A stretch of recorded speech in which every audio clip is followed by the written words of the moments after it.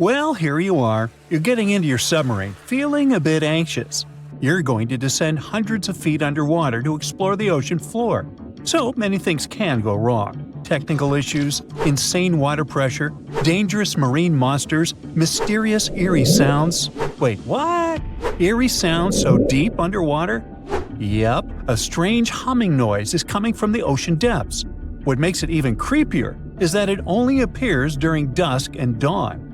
This noise might act as a dinner bell, since it's likely to have a connection to massive groups of sea creatures moving up and down through the water to feed. But so far, it's just a theory. Using highly sensitive underwater microphones, researchers recorded a mysterious low-frequency hum at depths of 660 to 3,300 feet. The sound wasn't very loud, just 3 to 6 decibels above the usual ocean background noise. For comparison, when someone is whispering in a quiet library, the sound reaches 30 decibels. The underwater noise also had a puzzling or humming quality. The weirdest thing? Despite their efforts, the researchers couldn't pinpoint a single species responsible for the sound. The noise originates in a region known as the Twilight zone of the ocean. This region is dark and doesn't have many nutrients, with no sunlight for photosynthesis. Life here relies on organic debris falling from above, such as deceased organisms or waste material. At the same time, while it may sound barren, the Twilight Zone is far from empty. A 2015 study estimated that up to 90% of the world's fish could live in this zone, including many undiscovered species. Now, back to the mysterious noise. The researchers believe the sound may be linked to the vertical migration of small marine creatures like fish, shrimp, and squid. These animals move upward toward the surface at sunset to feed on plankton and nutrients, using darkness to avoid predators. At sunrise, they return to the depths to hide. This migration, which is one of the largest animal movements on Earth, involves billions of organisms and occurs daily. Scientists suspect that the strange hum might occur during this migration, as a way for the creatures to communicate or coordinate their movements. It might also serve as a signal to indicate when it's safe for a group to go to the surface and feed. If some animals indeed use the hum to communicate, it could help us understand deep-sea life better. The Twilight Zone has always been considered a quiet environment, but such a discovery hints at complex social behaviors and interactions among its inhabitants. But it's not only the ocean that produces bizarre sounds. Earth is humming non-stop too. Unfortunately, you can't hear this soundtrack. This hum isn't from earthquakes. It's produced by subtle ongoing vibrations in the planet's crust. They're too faint for us to feel and can only be detectable with special equipment. Scientists have long known about this phenomenon called free oscillation and have recorded this persistent hum. Earthquakes are the most noticeable ground movements.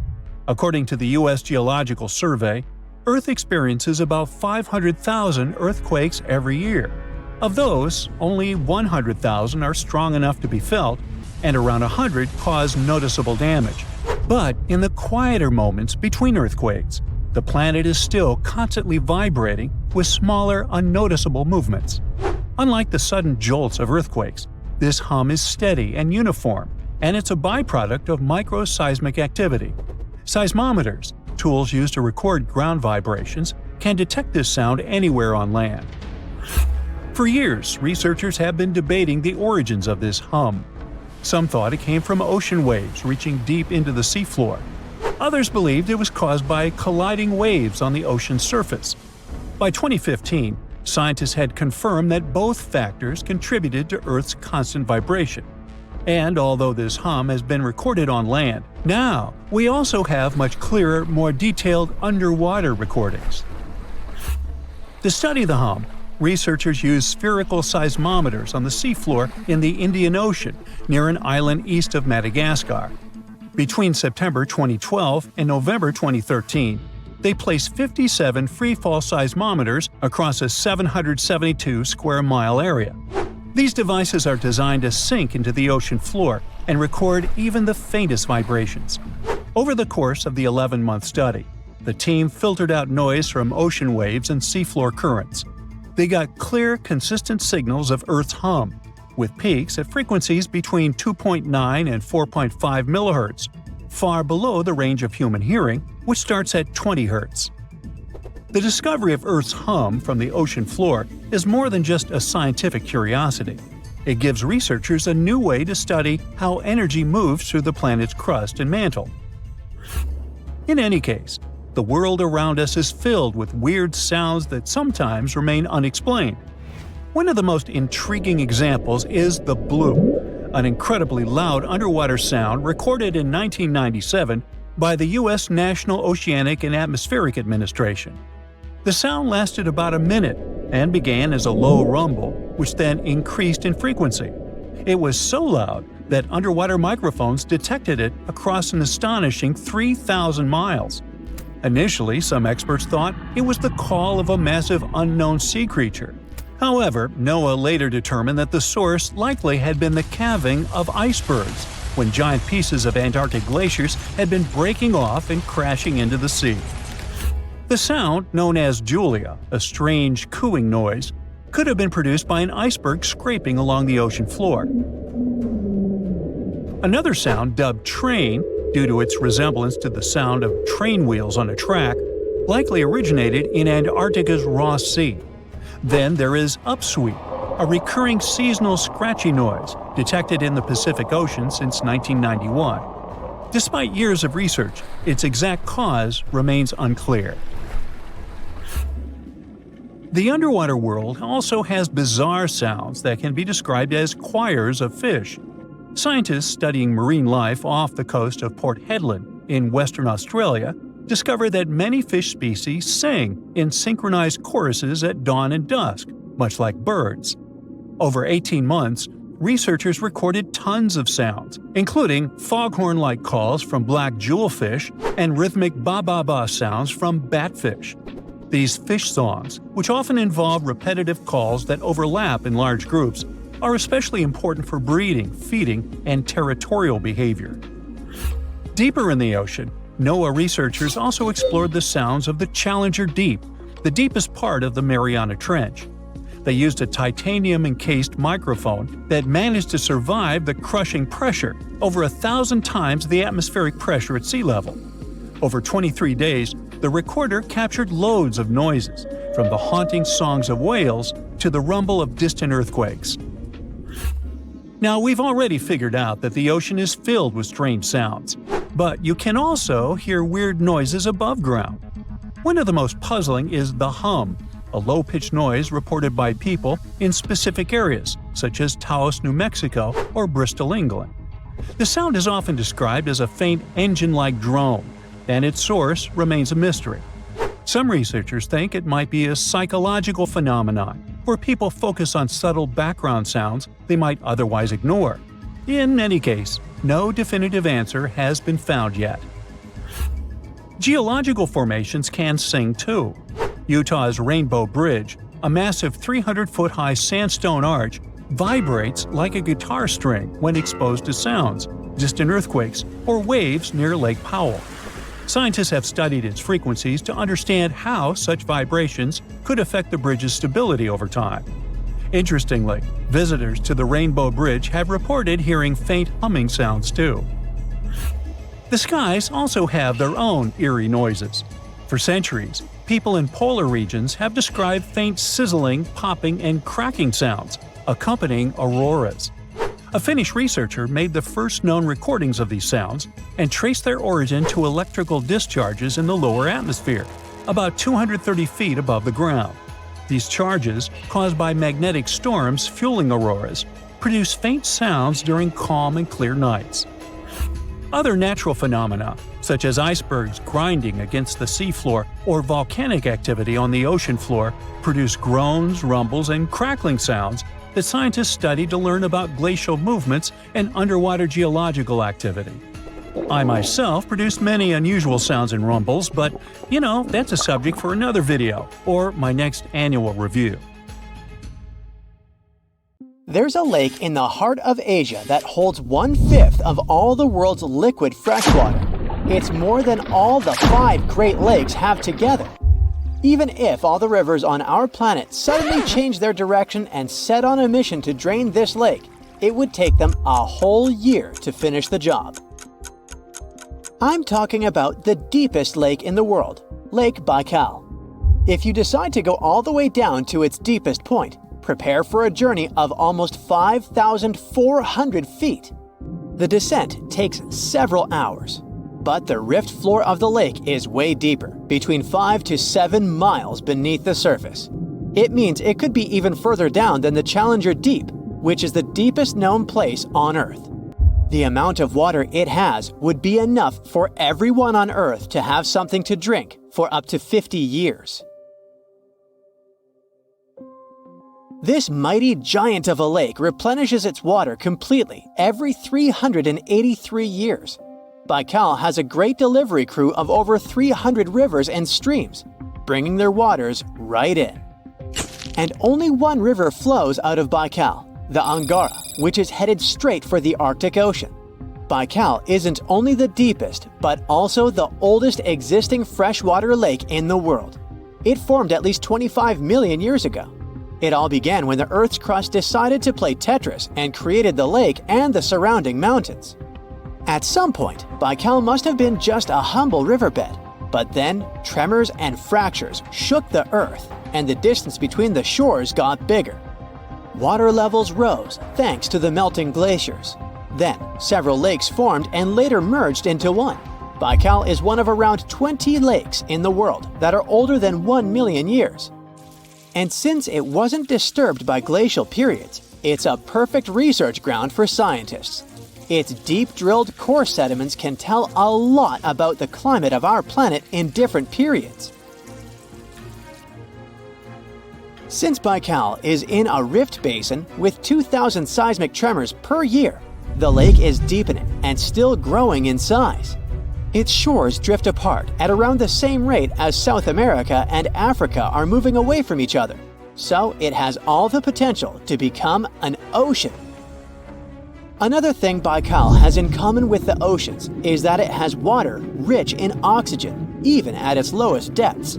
This is one of the reasons why the fauna of the lake is so incredibly rich. It's home to over 2,500 various animals and 1,000 plant varieties. Around half of them are unique and only exist in this area, like the endemic algae, the Baikal omul fish, and the Baikal oilfish.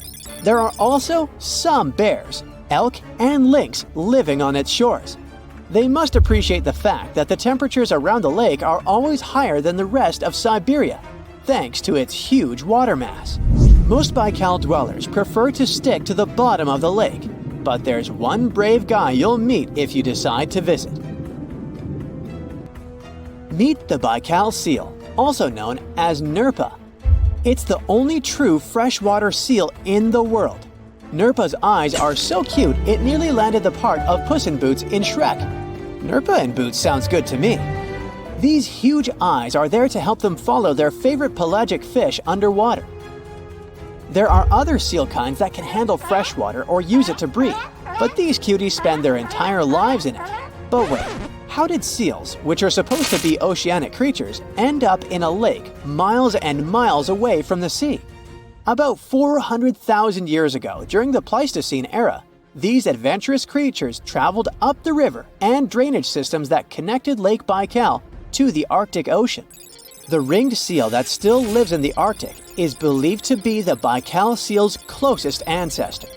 Today, Baikal seals are confined to their freshwater home because of the changes in waterways. And they seem to be pretty happy with their home as they can choose from a huge variety of food to eat.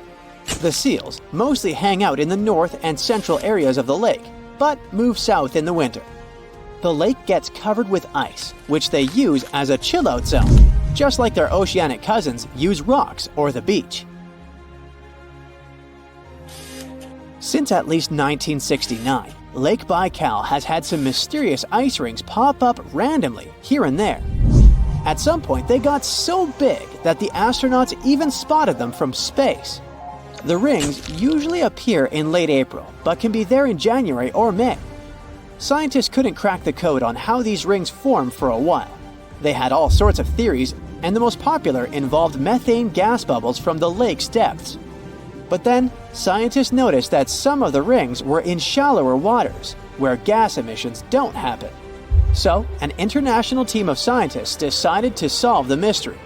They traveled to Lake Baikal, drilled holes in the ice, and dropped sensors into the water. In 2016, when they started the research, they heard that 2 vans had gotten stuck in the mysterious ice rings. Once they had analyzed the data from the sensors, it turned out that the secret behind the rings was warm eddies flowing clockwise under its ice cover. The currents were less intense in the center of the eddies, so the ice above them was thicker at the edges. The waters of the lake are so clear that you can see some extremely deep parts up to over 130 feet down. This is thanks to the surrounding mountains that send off melting ice right in. Plankton that live in the lake also helps clean the floating debris. When this crystal clear water freezes, it forms an unusually thick and see-through layer of ice. The wind likes to play sculptor on Baikal and creates one-of-a-kind pieces of art here. It picks up water, which, of course, freezes into the most unusual designs. Frozen bubbles and icicles you've never seen before. The location and geography of the lakes and the cycles of melting and refreezing create the perfect conditions for this ice workshop. And you can even see rocks that seem to be floating. The bottom of the rock freezes to the surface of the ice.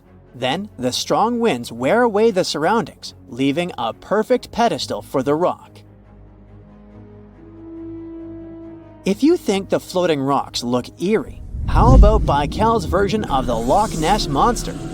The local Buryat people have a legend about the water dragon master that lives in the lake. A dragon is believed to be the most powerful creature living on Earth in Asian mythology. They believe there are 4 dragons living in the 4 seas, each responsible for one of the cardinal directions. Baikal is the North Sea in this story. The image of this dragon is supposedly etched in ancient petroglyphs on the cliffs of Baikal. There's also a hefty stone slab that looks like a monument dated back to somewhere between the 3rd and the 9th century BCE, depicting a mysterious water monster. Imagine the stories this stone could tell, echoing the whispers of a bygone era and leaving us to unravel the enigma of the Baikal cliffs. The legend says that a local warrior was chasing the dragon. He finally reached the largest Baikal island of Alkan. He was ready to face and defeat the dragon, but the beast turned into a beautiful girl, and they got married. That's one unusual twist to a classic defeat the dragon and take the girl story. So, local legends describe that dragon as a giant sturgeon with an almost gator-like snout and armored body. In reality, the mythical monster must be one of the many huge fish living in the lake. They can afford to grow to several feet in length thanks to the high levels of oxygen in the water. Beluga sturgeon can weigh several thousands of pounds, lives up to 50 or 60 years, and never stops growing. There is a place deep in the ocean where pressure is 1,000 times stronger than that we're used to at the surface. This force is enough to turn an unprotected human into dust instantly. Well, maybe more like mud. Anyway, that's why explorers need some serious preparation and equipment to survive in such extreme conditions down in the Mariana Trench. It is as wide as 20 national malls in Washington, D.C., and about 1/5 as long as the diameter of Earth. People who went all the way down describe it as a chilly, quiet, and very peaceful place. They saw a bright blanket of red and yellow rocky outcrops, and there was a whole variety of unique, small, translucent animals. The popular myth is that more people have gone to the moon than to this deepest place on Earth is not true, though. In total, 24 humans flew to the moon, and at least 27 brave souls dove down to the Mariana Trench. Most of them were explorers and not proper scientists. They just go there for the thrills and also to collect video evidence of different wildlife, geological formations, and human-made objects. Humans started traveling around space and into the ocean depths at around the same time. The first moon landing was in 1969. and the first person to go down the Challenger Deep, the deepest part of the Mariana Trench, did so in 1960. This unusual location got its name after the British ship HMS Challenger, which first located this massive drop in the ocean floor at the end of the 19th century. It would take 8 more decades before the first human went down to it. Explorers didn't manage to do it in a conventional submarine. They used a type of submersible called a bathyscaphe. The Swiss oceanographer Auguste Piccard designed his own in 1953. 7 years later, the submersible managed to do the impossible. It had reached a depth of nearly 36,000 feet. But what explorers saw was merely a fraction of the trench's full size.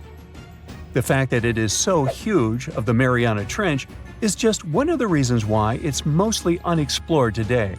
The absence of light is another major issue.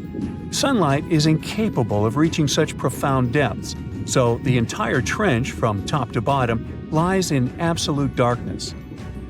Because of such conditions, the ecosystem is a lot different than the shallower regions of the Pacific. This puts immense pressure on marine wildlife.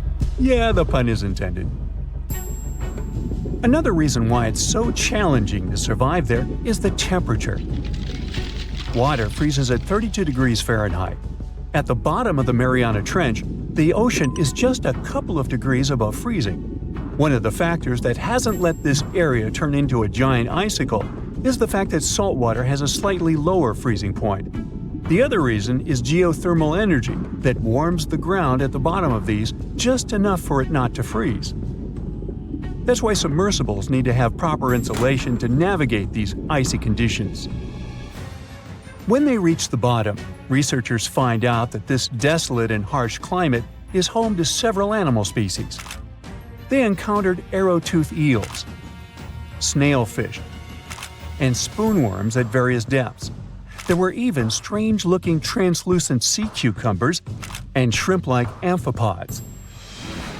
The biggest surprise was microbial mats thriving on methane and hydrogen from the mud. Among the species, the Mariana snailfish looks like a master of the environment that can go farther and deeper into the trench to feed on prey than its competitors. Despite its seemingly fragile appearance, the snailfish has adapted to withstand extreme pressures, a superpower it wouldn't be able to survive without. The exotic life forms that live deep down aren't normal-sized, since deep-sea gigantism makes them grow significantly larger than their counterparts in other ecosystems. One example is the giant tube worm, which can be 6 feet long. Science has a hard time explaining the exact cause of this form of gigantism. Thermal vents are just one of the possible explanations. All of these factors might help explain the huge time gap in researching the Mariana Trench. The first successful dive after the 1960 expedition came only in 2012. That's when the famous Canadian film director James Cameron went down in the deep-sea Challenger. Because few scientists have gone that deep before or after Cameron, there is no map of the deepest point on our planet. We know very little about the oceans that cover 2/3 of the Earth's surface. Researchers have mapped out only 5% of them so far. Science still has a lot to discover in the Mariana Trench and other unexplored places on our planet. The Amazon rainforest stands as the best example of the world's most unexplored regions. The list of reasons why this part of South America is unknown starts with its wildlife: jaguars, anacondas, piranhas, black caimans, and Brazilian wandering spiders are just some of the creatures that pose a risk for researchers. Relentless year-round rainfall induces heavy flooding. Add to all this some treacherous river currents, and you can see why scientists have mapped such a small percentage of the Amazon to date. In just one region of Brazil, near Peru, there are at least 14 tribes that have never had contact with the outside world. The national authorities intend to keep it that way. Isolation of these indigenous people is the best way to protect their future. The same goes for a remote island in the Indian Ocean. After the tragic tsunami of 2004, helicopters flew over North Sentinel Island to make sure its inhabitants were alive and well. Meanwhile, the Sentinelese weren't thrilled. They took up bows and arrows to drive away the unwanted visitors. This tribe is one of the last uncontacted tribes on Earth. Although anthropologists and filmmakers visited the island in the late 1960s, we still don't know much about its indigenous population. It sits a long way off any shipping lanes in the Bay of Bengal. North Sentinel has no natural harbor, and it's surrounded by a shallow reef. This makes access to the island possible only by boat. The Indian officials who lay claim to the island have prohibited outsiders from visiting the island for safety reasons. The estimates on how many people inhabit the island vary significantly, from as few as 15 to as many as 500. The island is not tiny. It's about 5 times as big as London's Heathrow Airport. Apart from occasional contact during the past 2 centuries, the Sentinelese must have been isolated for a long time. They are related to other indigenous groups in the Andaman Islands, but their neighbors cannot understand a word of their language. The continent of Antarctica has no permanent human settlements at all. The only people who periodically live there are international scientists. This vast expanse of ice and snow, roughly the size of the United States and Mexico combined, still has many regions where humans haven't set foot. Satellite imagery and photos that NASA's aircraft made from the air have mapped out the entire continent. So we know where to go, but it's not that easy. The reason for this are all the adjectives that go with Antarctica. It is the coldest, windiest, driest, and brightest of the 7 continents. This makes it virtually unlivable. More than 99% of its surface is covered with a permanent sheet of ice. Its thickness ranges from 1 mile to as many as 3 miles in some places. That's half the height of Mount Everest. Now, the Himalayan range contains the world's tallest unclimbed mountain. It is also the tallest mountain in Bhutan. In the local language, the mountain's name translates as White Peak of the 3 spiritual brothers. Out of respect for the spiritual beliefs of the local population, national authorities restricted and then completely banned mountaineering at the beginning of the 21st century. To this day, there is no evidence that any climber has ever managed to successfully reach the summit of this mysterious mountain. It's one of the most intriguing locations in the world. Covered in darkness and miles underwater, this extreme environment is home to some unusual creatures and phenomena. It's called the Mariana Trench, and it's the deepest oceanic trench on Earth. No wonder it's been so difficult to explore. Because of the risky conditions, people aren't able to explore this location without proper equipment. But what would happen if we threw a steel ball down there? Let's start with some basics. How did they first discover this enormously deep hole in the ocean? HMS Challenger identified it back in 1875. The ship had some pretty fancy sounding equipment for its time, but it wasn't nearly good enough to be able to fully explore the trench. Some decades later, in 1951, another ship, the HMS Challenger II, came back to the location better equipped. The vessel featured an echo sounder and was able to take accurate measurements of what seemed to be the deepest point on the surface of our planet. If you were to look at it in 2D, you'd see the trench measures 1,500 miles in length and 43 miles in width on average. It also looks sort of like a crescent-shaped scar when you observe it from above. Nothing out of the ordinary so far, right? Well, if you were to stretch a wire from the surface of the ocean to the trench's deepest point, it would measure a staggering 7 miles. If we were able to physically move Mount Everest, which is the Earth's tallest mountain, to cover the Mariana Trench, it still wouldn't be enough, falling short by about a mile. Because the Mariana Trench is so deep, it's almost completely covered in darkness, as light can barely get through to such extreme distances underwater. The temperature isn't any friendlier either, just a few degrees above freezing. But the most dangerous feature of them all is the water pressure. Right at the deepest point of the trench, the amount of pressure is about 1,000 times higher than the standard atmospheric pressure.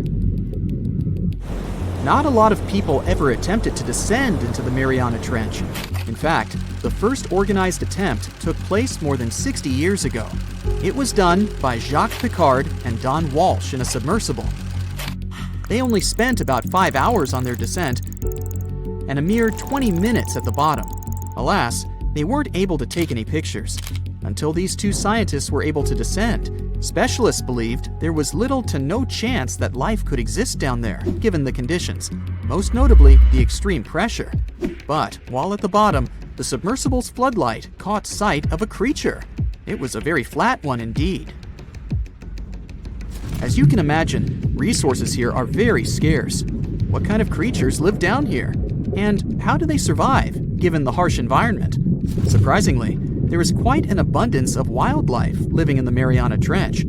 Some of these creatures fall back on chemicals to survive, like methane or sulfur, while other kinds of fish nibble at the marine life that's, well, weaker than them on the food chain. The most common creatures found here are xenophyophores, amphipods, and small sea cucumbers. Some of them adapted by hardening up their shell using aluminum harnessed from the seawater. Smaller creatures, like microbes, adapted by feeding on the chemicals emitted when the seawater hits the underwater rocks.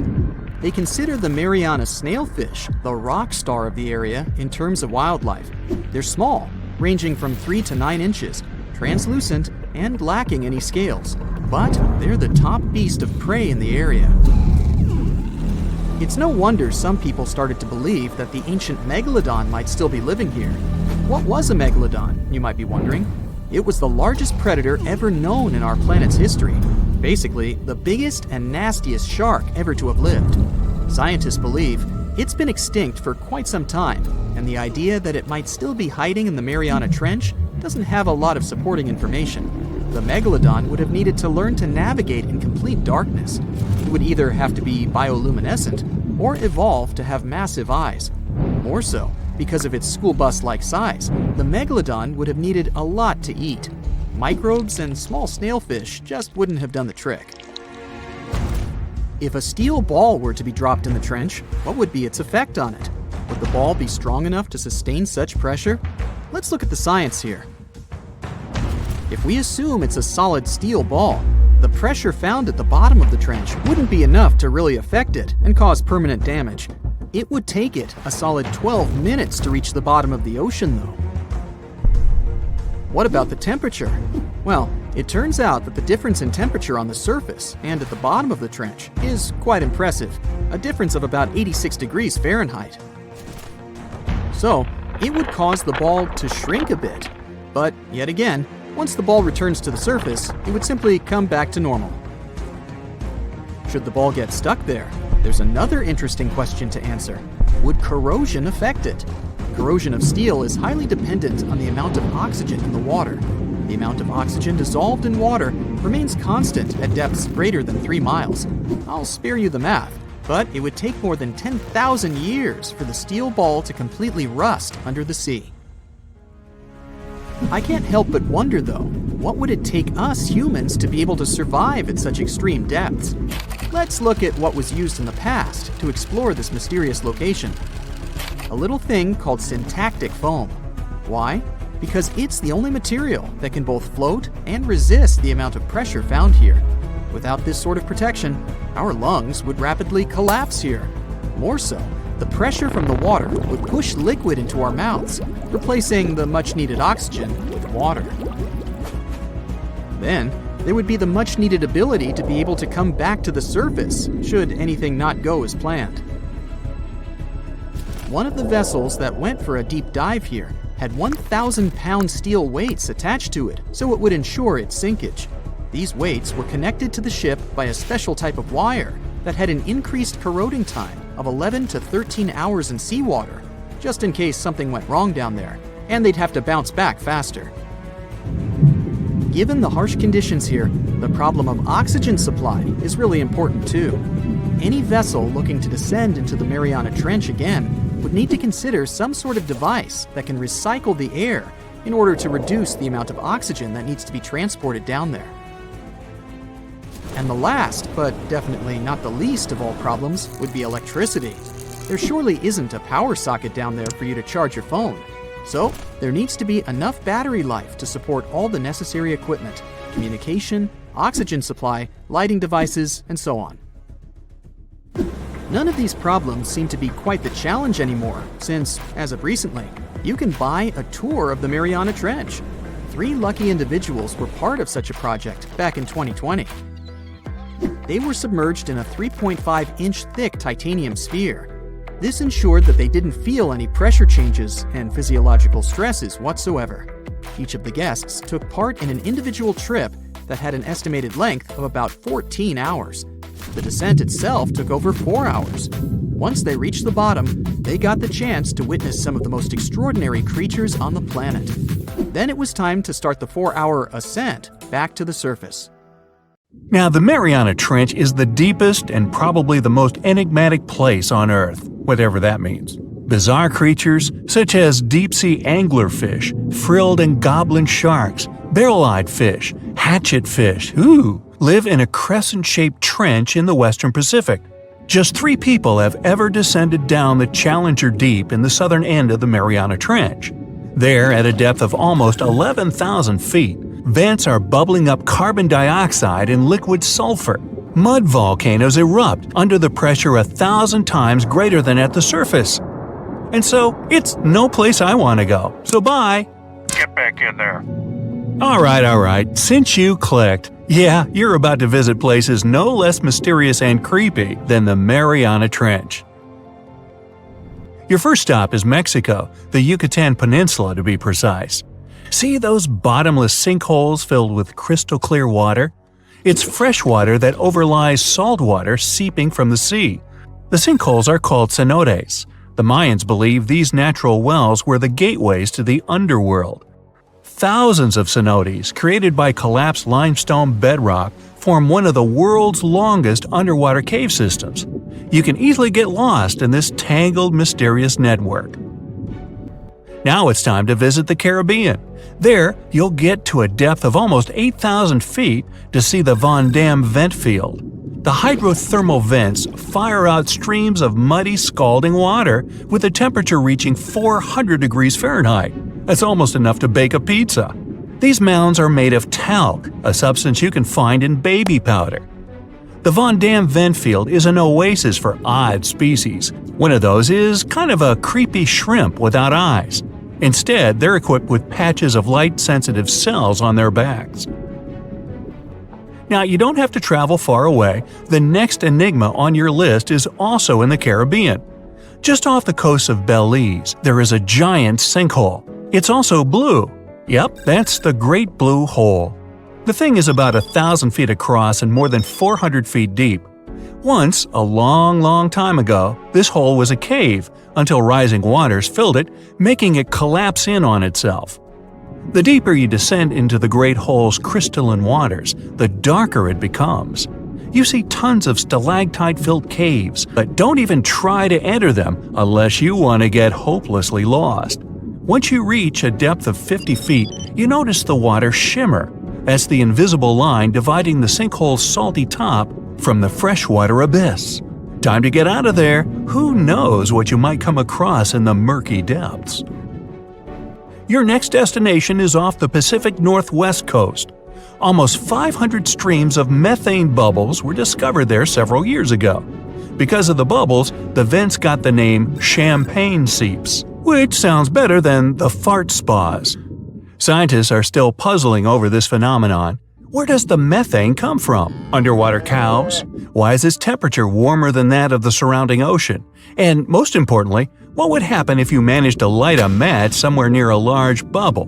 Methane is a highly flammable gas, and setting a methane bubble on fire, well, you get the picture. And now you're off to Iceland. The plan is to dive into Silfra, a fissure filled with pure glacier water. This 206-foot deep crack is the only underwater place on the planet where you can touch 2 continents at once. The deeper you go, the darker it becomes. The rocky landscape looks otherworldly. Divers who dare to visit this incredible place risk having their gear frozen, getting hypothermia, or not surviving whatsoever. After all, the water temperature in Silfra Fissure is about 35 degrees Fahrenheit year-round. Your next destination is Scotland. Okay, cue the bagpipes. If you dive in the Gulf of Korevrekan, a narrow strait between two islands, you'll see massive underwater rocks and deep holes. They create the third largest permanent whirlpool on the planet, the Korevrekan Maelstrom. The water moves through the strait at breakneck speed. It hits the underwater rocks, and the place looks like a pot with boiling water. The waves created in the process sometimes reach a height of 15 feet, and you can still hear the roaring whirlpool from 10 miles away. It's believed the Korevrekan Maelstrom has swallowed dozens of sailors over the centuries. They were caught unaware by the ferocity of this natural phenomenon and pulled underwater in the blink of an eye. Okay, enough bagpipes. Your adventures are getting more and more extreme. You're heading for Antarctica. There, in the Southern Ocean, you'll find the Ross Sea Ice Shelf. Say that 5 times real fast. Later, not now. It's roughly the size of Spain, with the ocean underneath containing as much water as the North Sea. Once, scientists drilled all the way down through this enormous chunk of ice. Imagine their astonishment when they found life in those extreme conditions. The researchers came across dozens of mysterious species not known before. The most unnerving were upside-down swimming fish and overturned sea anemones hanging in the frigid waters. Hopefully, bizarre places with a notorious reputation don't frighten you. Well, too bad, because you're about to visit the Bermuda Triangle. It's an area between Bermuda, Florida, and Puerto Rico where planes and ships seem to vanish in thin air. For the first time, this place attracted a lot of attention in 1945. That's when 5 U.S. Navy planes disappeared during training. Before radio contact was lost, the flight leader said, "We're entering white water. Nothing seems right." After that, the planes with 14 men flying them disappeared. Even scarier, a rescue plane with 13 people on board never came back as well. Some people believe the mythical city of Atlantis lies at the bottom of the triangle.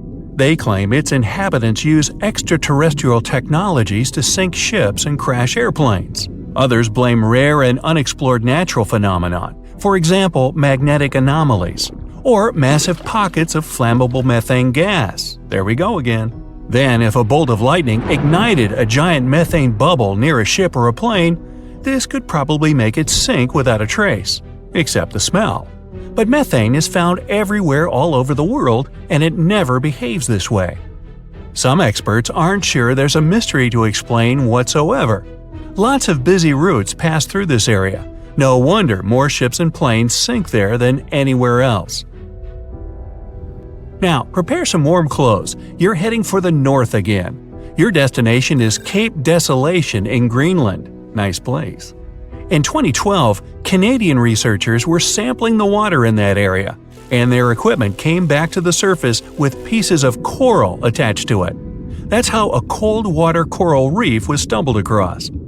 These unique pinkish corals can easily go without sunlight and live in strong currents 3,000 feet below the surface.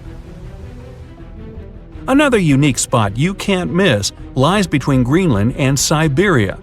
The Baikal Ridge is the deepest and most remote portion of the global mid-ocean ridge system. In some places, it reaches the depth of more than 3 miles. It's only natural the darkest corners of this underwater world remain unexplored. Fascinating chemical reactions happening at the bottom of the ridge produce hot fluids rich in minerals. They spew, like freshmen at a rush party, from seafloor vents. And since these vents are isolated from the rest of the ocean, they're hot spots for bizarre creatures found nowhere else in the world. Your next stop is just off the coast of Cuba. Circular columns, paved floors, symmetrical stone structures. That's what the Cuban underwater city looks like. What happened there? Why was a large city abandoned at a depth of more than 2,000 feet? Lots of people believe those are the ruins of a long-forgotten civilization. But scientists have their doubts. They claim the lost city is nothing but a natural phenomenon that appeared about 5 million years ago. The disc and donut structures often appear around the areas of the seafloor where natural gases break free. Again with the gases. When you come to visit the Sargasso Sea in the middle of the North Atlantic Ocean, you won't find its shores. Instead, it's surrounded by powerful ocean currents. These are the same currents that turn the sea into a gigantic convention for dense brown seaweed. In the 19th century, a French ship was discovered in the Sargasso Sea. Its sails were set, but not a single crew member was on board. This mysterious disappearance made people believe the seaweed was carnivorous. The Sargasso Sea is indeed a weird place. It's always eerily calm and unnaturally warm, even though it's surrounded by the churning, freezing waters of the Atlantic Ocean. Could one of these bizarre places become a home to the largest marine predator ever, the megalodon? The giant shark's teeth, some larger than an adult man's hand, have been found pretty much all over the world. But since these creatures preferred warm, shallow waters, they lived along the coastlines of all continents except Antarctica. In other words, it'd be a waste of time to search for the giant predator in the depths of the Mariana Trench, in Greenland, or in Mexican cenotes. But then, could it choose the waters of the Caribbean to hide from the hustle and bustle of the modern world? Don't get your hopes up. There's been no proof the megalodon does exist these days.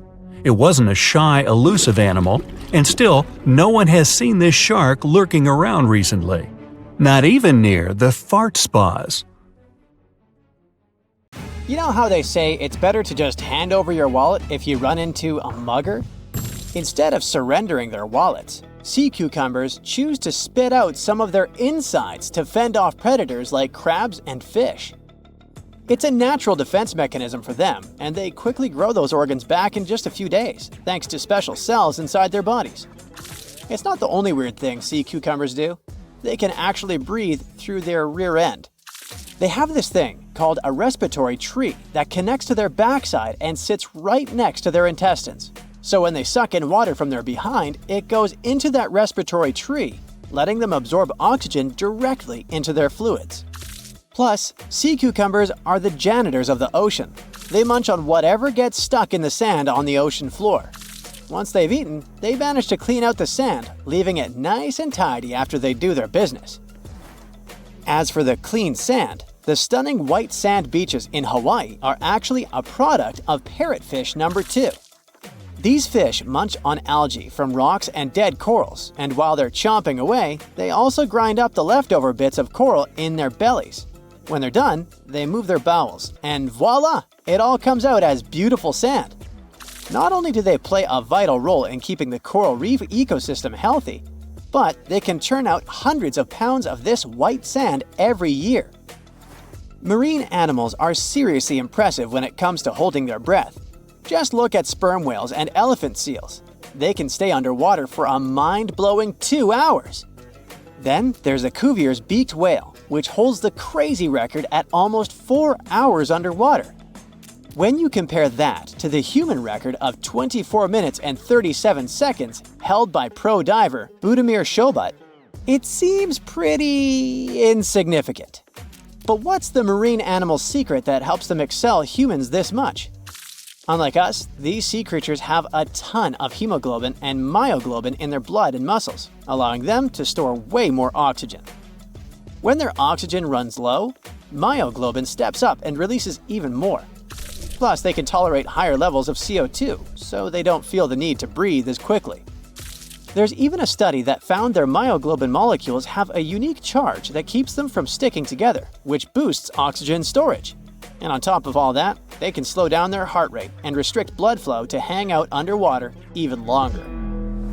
Rumor has it that about 540 million years ago, a meteor loaded with frozen octopus eggs smashed into Earth.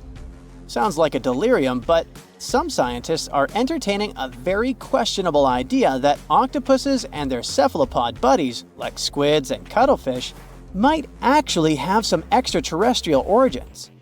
The thing is, cephalopods have extraordinary DNA that doesn't look like any other DNA on our planet. They've got around 33,000 protein-coding genes in their genome, which is way more than what we humans have. A recent study suggests that their evolutionary story shows some odd traits that might hint at a connection to space, like they could be from some super far-off past, or even the future. The researchers went as far as to claim that modern octopuses could be the descendants of these frozen creatures that hitched a ride on comets and splashed down in our oceans. And why octopuses? Well, they really stand out in the animal kingdom. They can use different tools to build their own houses, and they can even solve everyday problems independently of their brain, as 2/3 of an octopus's neurons are in its arms. These traits seem to have just appeared out of nowhere during evolution. They even tossed around another quirky theory. What if an extraterrestrial virus crashed into early squid populations and gave them a crazy boost in evolution, turning them into the octopuses we know today? Anyways, these are just fun speculations without any hard proof. Now, this funky object is an animal, not a rock. It's called sand dollar. Just look at the shape of its shell. Once sand dollars are exposed to the sun, their shells lose their soft, spiny covering and become bleached white. Back in the day, beachcombers thought these shells looked a lot like big silver coins, kind of like the old Spanish dollar that was about the same size. But if you prefer, you can call them sand cakes instead. These quirky creatures have tiny spines on their surface, and they glide along the ocean floor. They use small tube feet that line the grooves on their underside to grab bits of food like plankton and algae, which they then send to their mouths. Inside, they have 5 triangular teeth that help them munch on their meals. In some Georgia folklore, sand dollars are said to represent coins lost by mermaids. Sand dollars have a unique talent for cloning themselves. They can do this for a bunch of reasons, like when a predator comes around. Some species of sand dollar larvae can actually split in half as a defense mechanism. It takes about 24 hours for them to clone themselves, and the new larvae end up being about 2/3 smaller than the original, which helps them hide from danger. Wait, is that a giant sea hot dog racing through the ocean? Sorta. Some scientists have joked that sperm whales seriously resemble enormous hot dogs. These massive creatures can take quick naps, standing up for about 10 to 15 minutes. They only sleep about 7% of the time, mostly between 6 p.m. and midnight. Sperm whales also have a cool ability to retract and extend their eyes, thanks to a thick retractor muscle around them, but they can't actually roll their eyes in their sockets. Plus, they have the most asymmetrical skull of any mammal out there. Oh, and let's not forget, they have the largest brain of any living creature, weighing in at over 9 pounds. Unlike us humans, if dolphins went into full-on snooze, they'd stop breathing and could drown. So they figured out a genius solution. They let only one side of their brain sleep at a time. This means one half stays awake to keep them breathing and watching out for any potential threats. When they snooze, they only close one eye. If their right brain is resting, their left eye is shut, and vice versa. This unique sleep style is called unihemispheric sleep, and it lets them recharge without ever fully losing awareness. On top of that, dolphins might be using corals and sponges like their own little pharmacies. Scientists have seen them rubbing their bodies against specific types of coral and sponges, suggesting they might be treating skin issues. They've even spotted dolphins lining up to take turns at these spots, using corals like Gorgonian coral Rumphella aggregata, leather coral, and some sponges. What's really fascinating is that researchers have analyzed these corals and found they contain compounds that could help with dolphin skin conditions, which can sometimes lead to infections and lesions. Now, the big question is figuring out exactly how each type of coral helps dolphins, and if it really boosts their health overall. Sea urchins aren't exactly the Usain Bolts of the ocean. They move slowly by crawling with their tube feet and occasionally give themselves a little push with their spines. These little guys have just 5 teeth, which they use like a beak to scrape algae off rocks, which I'm pretty sure is the ocean's version of an all-you-can-eat buffet. But since all that scraping wears their teeth down, they're in a never-ending dental replacement program. Scallops are the underwater equivalent of the world's most confused security cameras, sporting up to 200 tiny eyes on their shells. These eyes are high-tech. They can even adjust their pupils to light. Instead of working like ours, scallop eyes have a unique setup. Light goes through a pupil, lens, 2 retinas, and then hits a mirror made of guanine crystals that reflects it back. Scientists were puzzled about how they see since their main retina often gets blurry light. But it turns out, scallops can change their pupil size by about 50%. Just don't expect them to do it in a hurry, as it takes a few minutes. Now here's something really neat about orcas. They're expert hunters, and they do it in groups called pods. A pod can consist of up to 40 orcas, forming a very effective hunting team. Interestingly, there are distinct types of pods: resident and transient. Resident pods are more into fish, while transient pods have a taste for marine mammals. But no matter what type of pod they belong to, all orcas have one thing in common: they are master collaborators. They work together using smart hunting techniques that are often compared to the teamwork of wolf packs. Almost 95% of jellyfish's body is made of water. For comparison, the human body is 60% water. It's probably not a surprise since jellyfish don't have a heart, blood, eyes, or brain. The other 5% of their body weight is proteins, muscles, and nerve cells. Jellyfish have been around for more than 500 million years. This makes them older than dinosaurs. These creatures haven't changed much, and today's jellyfish are pretty much like their ancestors. Electric eels have small eyes that are not so effective in environments with no light, so they mostly rely on their electric organs. Those consist of 6,000 cells. Eels use them to stow power, similar to batteries. These creatures use electricity like bats use their radars or dolphins their sonar. An eel can also produce enough electricity to power a panel of light bulbs. There's a small tropical archer fish that can learn to recognize human faces. This fish has an interesting ability to spit small jets of water from its mouth. Researchers showed the fish the image of 2 different faces placed side by side. One was unknown and the other was familiar. The fish was supposed to spit water at the familiar one. The creature took the right guess more than 80% of the time. There's such a thing as a sea unicorn. That's an animal called the narwhal. Its horn is actually a tooth that can grow up to 10 feet long. Manatees, also known as sea cows, are distant relatives of elephants. Their weight can go up to 1,000 pounds. These creatures are vegetarian and need to eat around 10% of their total weight on a daily basis. That's lots of sea salad. In some cases, manatees share space with alligators, but they get along pretty well. You can even find a photo from Florida where an alligator rides a manatee's back.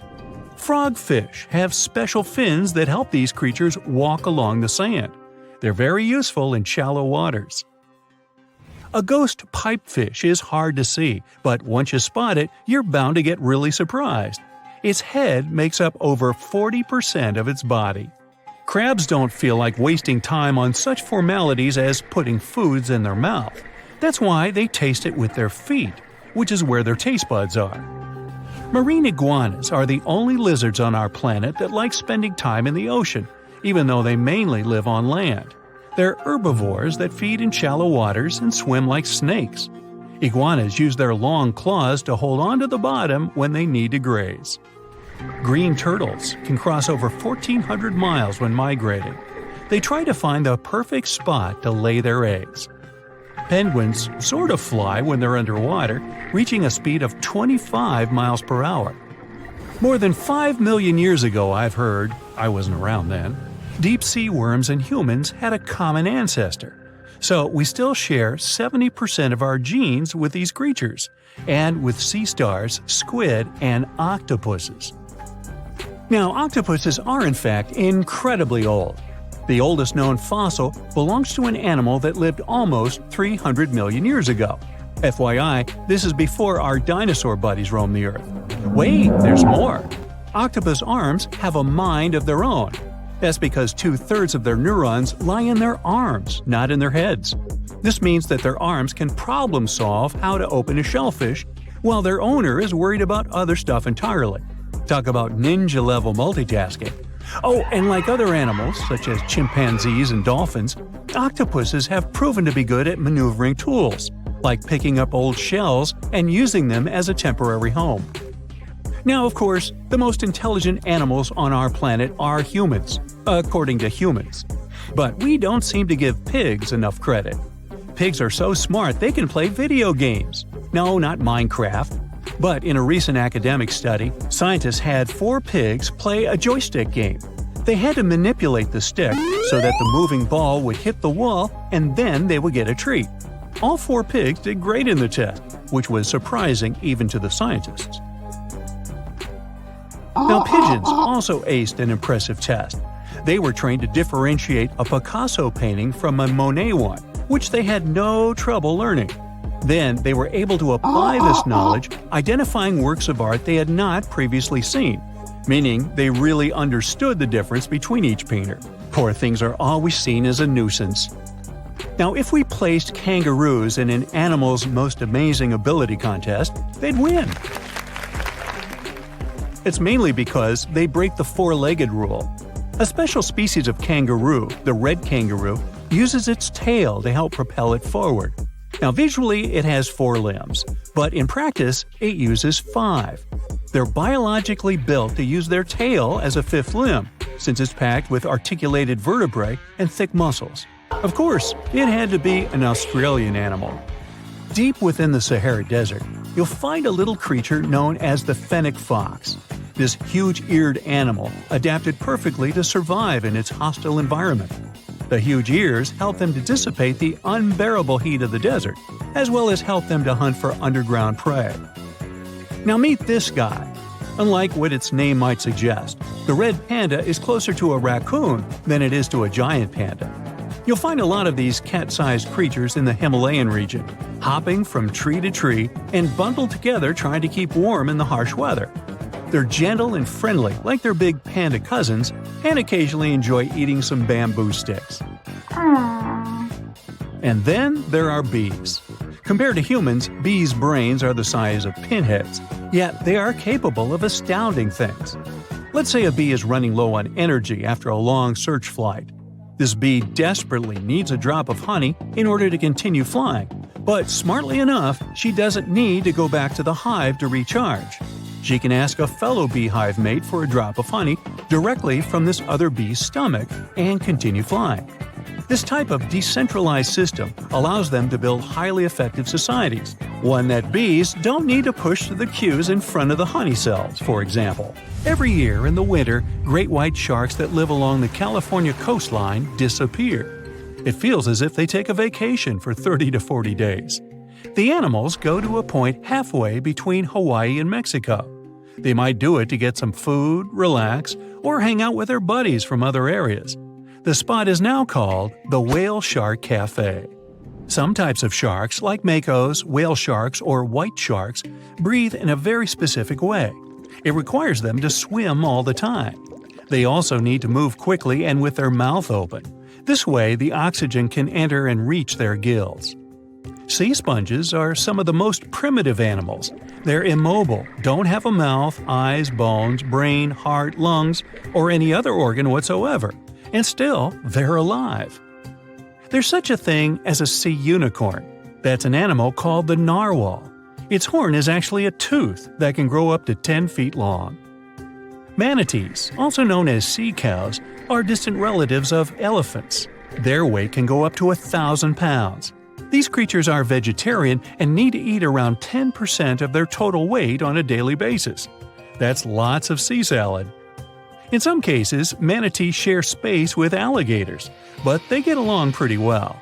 You can even find a photo from Florida where an alligator rides a manatee's back. Frogfish have special fins that help these creatures walk along the sand. They're very useful in shallow waters. A ghost pipefish is hard to see, but once you spot it, you're bound to get really surprised. Its head makes up over 40% of its body. Crabs don't feel like wasting time on such formalities as putting foods in their mouth. That's why they taste it with their feet, which is where their taste buds are. Marine iguanas are the only lizards on our planet that like spending time in the ocean, even though they mainly live on land. They're herbivores that feed in shallow waters and swim like snakes. There's something known as the orange cat behavior, and apparently it's not just a meme. So far, scientists have been able to understand that coat color is connected to a feline's gender. And since orange is an X chromosome, orange cats are usually males, like Garfield. The so-called orange cat behavior describes ginger cats as agents of chaos. Again, pretty much like Garfield. However, there haven't been any conclusive studies on whether coat color and cat behavior are truly linked. In terms of vision, mantis shrimps probably have the most psychedelic vision out of all animals. These funny-looking creatures have a whopping 16 varieties of photoreceptors, with 5 of them reserved for the ultraviolet or UV spectrum. Ultraviolet rays are really short wavelengths, which are invisible to humans. The thing science still doesn't understand is how exactly these mantis shrimp view the world around them. Sure, they can perceive a bunch of colors, but they can't necessarily distinguish all of these colors among themselves. It can be that they just see a lot of really vivid, really blurry colors, but we haven't figured out a way to check that out. Now, to say sloths are cute is an understatement. They may be one of the friendliest animals in the jungle, but there's more. If you look closely at their fur coat, you'll notice hints of green. These greeneries are actually tiny little algae that grow alongside sloths. They help sloths to camouflage better in the jungle, but they also nurture them. The little cracks inside a sloth's fur create the perfect environment for algae reproduction, and scientists have found species of algae that don't exist anywhere else in the world. They do get by with a little help from their friends. Deep within the Sahara Desert, you'll find a little creature known as the fennec fox. This huge-eared animal adapted perfectly to survive in its hostile environment. The huge ears help them to dissipate the unbearable heat of the desert, as well as help them to hunt for underground prey. So imagine stumbling upon a creature so huge it could dwarf even the largest known marine animals today.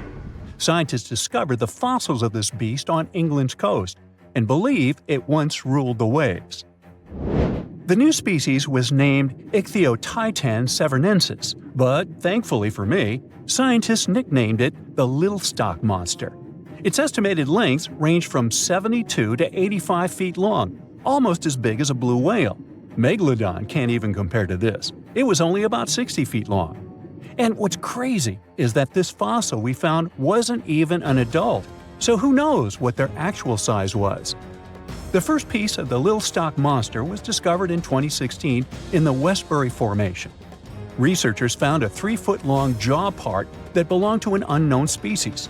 For years, this single fragment had been driving them crazy because they had no idea what that animal was. Then, in 2020, a miracle happened, of sorts. A father with his 11-year-old daughter found the second piece of fossil on a beach. This discovery led to more findings. Finally, in 2022, the last piece of the literal jaw puzzle was found, buried along the Somerset coast. This leviathan belonged to the Shastasaurid family. Both the Little Stock Monster and other Shastasaurids had one ancestor, so all the species in this family are super similar to each other. For example, all of them were the largest marine reptiles ever to exist. Although our Little Stock Monster is much larger, most Shastasaurids could grow up to only 69 feet long, and it's possible that the Little Stock Monster, when fully grown, would reach up to 100 feet or even more. Both of their bodies were just perfect for cruising the ancient seas. These marine titans were elegant and slender, with an elongated snout. Other marine animals at the time were smaller and looked more like dolphins. Shastasaurids had long paddle-like limbs adapted for efficient swimming. Their skulls show large eye sockets, which means they had excellent vision. If you were in the ocean, no matter what time it was or where you were hiding, they could spot you. They were also incredibly fast and could dive to great depths. Of course, all these things made them the most terrifying predators. They ate pretty much everything, including fish and squid, and you if you were there. They probably captured their prey like whales, opened their huge mouths, and literally sucked the fish in.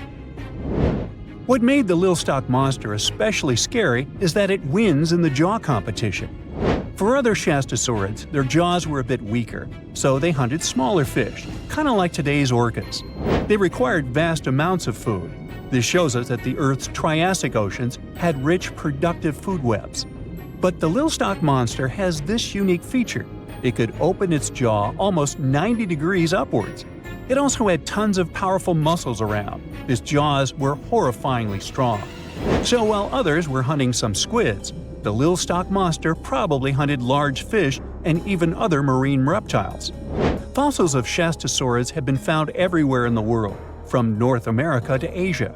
This means that these creatures dominated and terrorized the oceans for millions of years, although even they weren't completely safe from scavengers. And that's exactly why we struggle to find these fossils now. Scavengers didn't leave any remnants of them. So, while we have some fossils of this marine family, they mostly remain a mystery for us. They lived in the oceans about 200 million years ago, in the late Triassic period. The Earth looked completely different back then. All continents were united in one Pangaea, a huge landmass. Some parts of this supercontinent were covered with lush conifer forests, while others were dry deserts and open prairies. It was before the famous Jurassic period, but there were already first pterosaurs and amphibians. It seems like those monsters were crazy resilient. The Triassic period was super unstable, but they survived through many changes in the environment. Well, until the last one. The Triassic extinction came out of nowhere. It was one of the Earth's big 5 extinction events. It wiped out almost all species on the planet, including these leviathans. It's still not clear what happened exactly, but it looks like there was a huge tectonic activity. Volcanoes in the oceans were going crazy back then. These massive volcanic eruptions have probably altered the climate and ocean chemistry, leading to the extinction of many species. Scientists have a theory that it might have happened because there was a rain of comets flying to our planet from the Oort cloud. This likely happens about every 200 million years or so. I wasn't around then, so I'm just guessing here. In any case, after the extinction, the Earth took some time to recover. Then it entered the famous Jurassic period. More terrifying sea monsters were on the way. One of them left us a colossal skull. This fossil is 150 million years old, and it also belonged to a sea beast from Jurassic times. They called it the Sea Rex.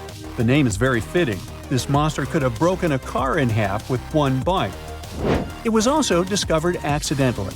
A fossil enthusiast was walking along the Jurassic coast. This place is famous for having tons of ancient fossils, all because of the erosion and stormy weather. Typically, people find small spiral fossils here. However, this time, he discovered a giant sea monster fossil. Excited, he contacted scientists. They arrived at the spot right away and then had to carefully climb down a cliff to search for the rest of the skull. This fragment alone is 6.5 feet long. Turns out, it's a newly discovered species of pliosaurs, giant predators of the ancient seas.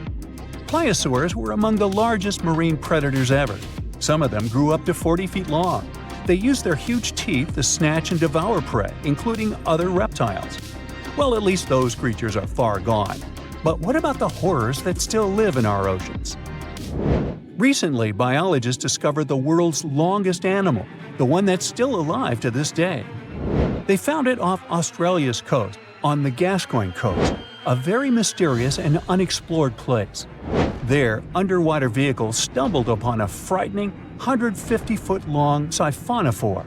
That's twice as long as many blue whales and 3 times as long as a humpback whale.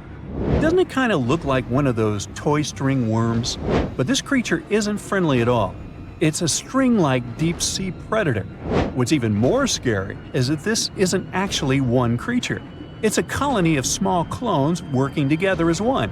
Basically, collective consciousness. Ooh, Borg. Together, they stretch out like a single long string in the water. This creature might be the longest siphonophore ever found, and it was discovered at a depth of around 2,000 feet. Siphonophores, similar to jellyfish, capture their prey by dangling stinging tentacles in the water.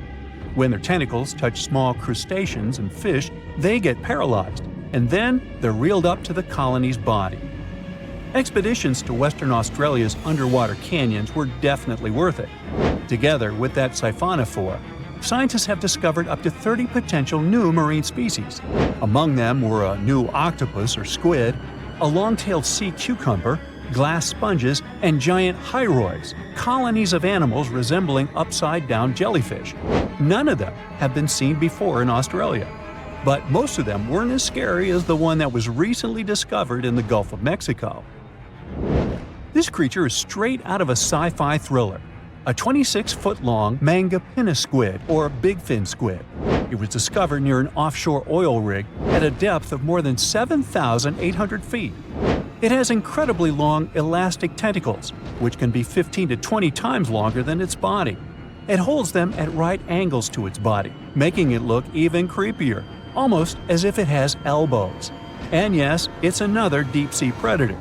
These 10 tentacles probably help the squid trap their prey and drag it onto the seafloor. We barely know anything about this extraterrestrial-looking creature because they're very hard to find and study. And if you think their tentacles are awful, just check out these creatures with 20 arms. This thing looks like a facehugger. This new species is lurking in the frozen depths of Antarctica. Experts were searching for cryptic sea animals known as Promachocrinis, or Antarctic feather stars. They're kind of similar to starfish and sea cucumbers, but have an otherworldly appearance and can live up to 6,500 feet below the surface. It's called the Antarctic strawberry feather star. Despite its pretty name, its appearance is anything but cute. It has a bizarre strawberry-like body from which 20 spindly arms branch off. Its coloring ranges from purple to dark reddish, and the arms all have different lengths and thickness. Who knows how many more of such scary creatures we'll discover in the future?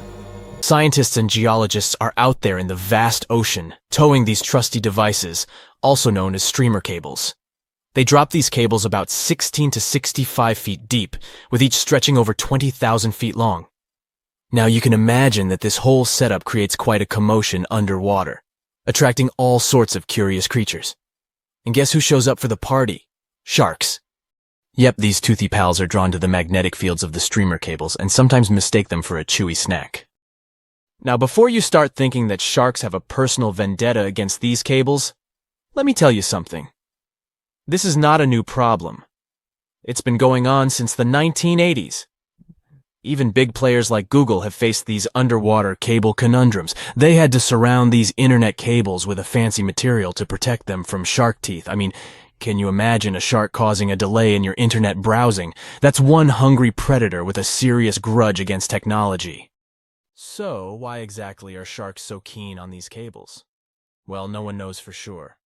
Some scientists think it's because sharks have a thing for electromagnetic fields and get curious. Others believe they just have a thing for anything cable-shaped.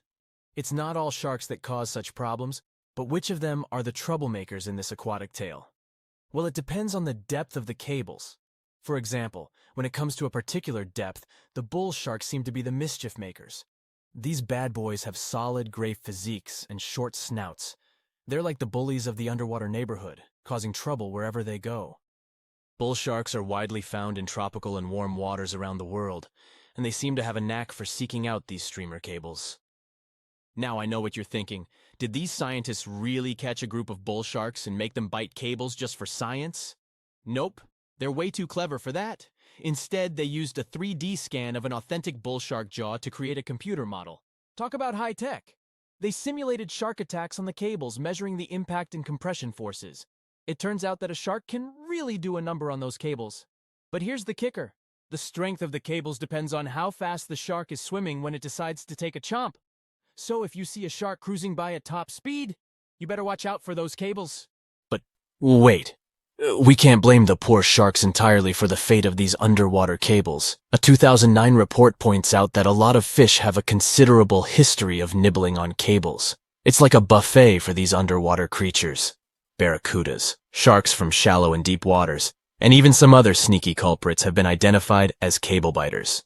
They just can't resist sinking their teeth into the cable wrapping, which then lets the power conductor hang out with the seawater. It's a recipe for cable failure. Still curious about the fascinating world of cable installation? Did you know that more than over 90% of international data takes a watery journey?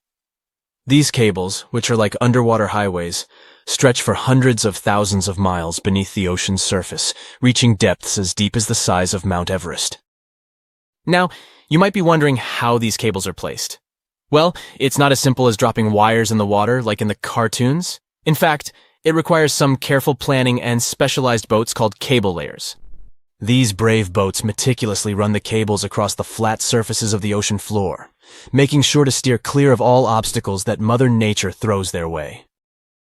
When it comes to cable sizes, the shallow water cables are about as thick as a soda can. On the other hand, deep water cables are way smaller, measuring up to the size of a marker. Why the difference, you ask? Well, it's all about vulnerability. Way down there, 8,000 feet below sea level, there isn't much action going on. Therefore, these deep-sea cables don't need as much shielding wire for protection. They're like the skinny swimmers of the cable world, gliding through the depths with ease. But let's not forget about the installation costs. Brace yourself, because placing a cable across the vast expanse of the ocean is no bargain. We're talking about millions of dollars. Now, the actual price may vary depending on factors like the total length of the cable and its destination. But trust me, it's definitely not pocket change. Installing shallow water cables is quite the spectacle. They're carefully stuffed beneath the ocean floor using high-pressure water jets. It's like giving these cables a cozy underground home, shielding them from the whims of the ocean currents. So, while cable installation may be slow, and let's face it, a bit expensive, it's truly a remarkable feat of engineering. The underwater world is a complex and delicate ecosystem, and the cable layers take great care to ensure that their installations don't disrupt the marine life and habitats that call the ocean home. It's a balancing act between technological progress and oceanic conservation, and they're doing a pretty good job at it. Whenever you browse the internet, remember that your cat videos and funny memes might just be zipping through those submarine cables deep beneath the waves. But burying cables safely underwater isn't actually a modern idea, you know. Hold on tight because we're going on a time-traveling adventure back to the mid-19th century. Picture this. It's 1854, and something groundbreaking is about to happen. The installation of the very first transatlantic telegraph cable begins, linking the distant shores of Ireland and Newfoundland. Now, before you roll your eyes and say, "Old news, buddy," let's remember that this was a pretty big deal back then. Fast forward 4 years, and the moment of truth arrives. The first transmission is sent through the cable, carrying a message that goes something like this. Laws. White House received 5-minute signal. Coil signals too weak to relay. Try drive slow and regular. I have put intermediate pulley. Reply by coils. Okay. Maybe not the most exhilarating message ever sent. But hey, they were just getting started. Now, let's put ourselves in the shoes of those remarkable folks involved in this undersea endeavor. Imagine being the lead electrician of the Atlantic Telegraph Company, also known as White House, in the message. He must have been quite the electrician extraordinaire. To put things into perspective, while our cable pioneers were busy laying the groundwork for transatlantic communication, the world outside was bustling with activity. Charles Dickens, that literary genius, was still crafting his timeless novels. Meanwhile, a little settlement named Dallas was officially incorporated in the vast state of Texas. It's pretty incredible to think about how far we've come since then, with our high-speed internet and seamless global communication. Could you really take down the internet by simply going underwater with a pair of wire cutters? Well, technically, yes. You'll need to be all geared up, wearing your snazzy scuba suit and holding a pair of trusty wire cutters. You can also add a mischievous grin on your face just to create the right ambiance, don't you agree? Now, let's get serious. Cutting through those super important submarine communications cables is no easy task. They carry thousands of seriously dangerous volts. But here's the deal. Someone actually did it in Egypt back in 2013. A group of daring individuals wearing their sleek wetsuits and equipped with wire cutters decided to give it a go. Their target? The Southeast Asia Middle East West, Europe E4 cable. A whopping 500-mile lifeline that connects 3 continents. As soon as those mischievous cable cutters did their thing, chaos ensued. Internet speeds in Egypt took a nosedive, plummeting by a staggering 60%. Can you imagine the frustration of trying to load a cute puppy video and having to wait for ages? But hey, let's keep things lighthearted here. The internet, like a phoenix, rose from the ashes once the cable was repaired.